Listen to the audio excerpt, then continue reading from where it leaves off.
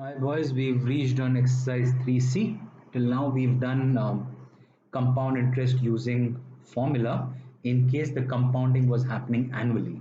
Now in case the compounding is happening half yearly, this is the exercise that we talk about. So the formula here to be used is A is equal to P1 plus R upon 100. A is equal to P1 plus R upon 2 into 100 raised to the power n into 2, where n is the number of years. So for example, if it is half a year, then n here will be half into 2. If the year is 1.5, this will be 1.5 into 2, which is 3 upon 2 into 2. Let's solve some question. So question number 1.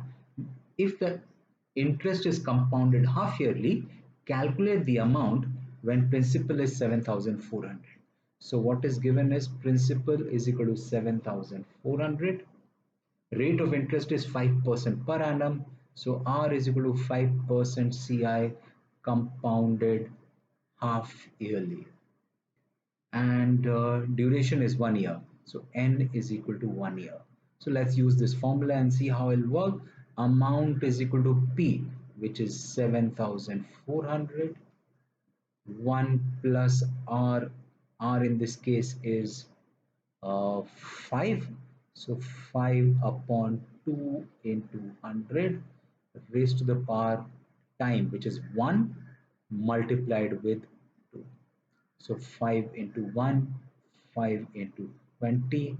So this is 7,420 into 2, 1 plus 1 upon 40 raised to the power 2, which is 7,400 multiplied with 41 upon 40 multiplied with 41 upon 40. So this is 74 into 41 into 41. I have done this calculation earlier. Therefore, amount is equal to rupees 7774 point 7774.63.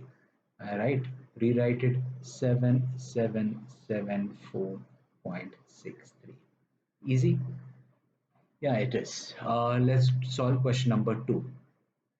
Question 2 says find the difference between the and compound interest compounded yearly and half yearly on 10,000.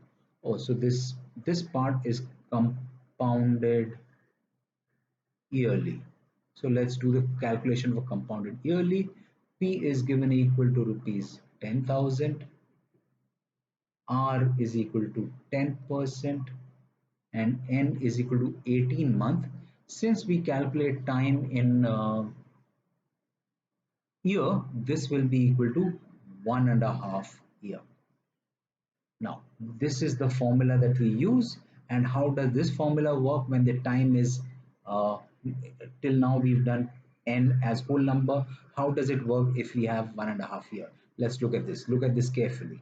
Right? So amount will be equal to principal 1 plus r upon 100 raised to the power n, which is whole number. In this case, whole number is 1, and 1 plus r upon 2 into 100, which is the second type of formula for the remaining part. In this case, remaining part is half into 2. I'm repeating, if it is compounded yearly, then you will break it up into the whole number part and the fraction part. So let's substitute values. This is 10,000.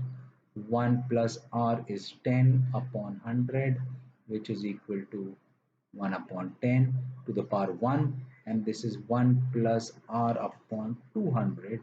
R in this case was also 10. So 2 0 goes 0 goes raised to the power half into 2, which will be equal to 1. So this is equal to 10,000 multiplied with, this is 10 into 1, 11 upon 10, and this is multiplied with 21 upon 20.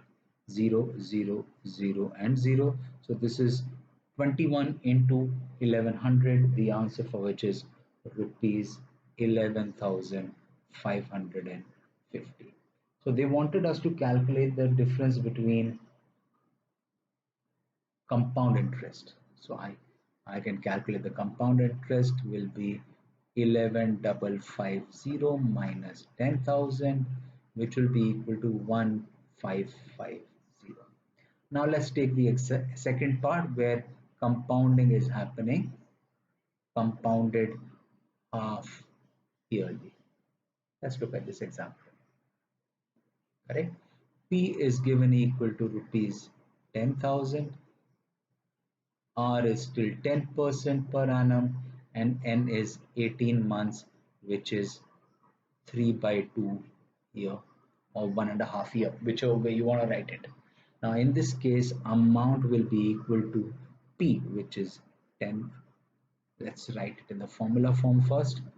P 1 plus R upon 2 into 100 raised to the power N into 2.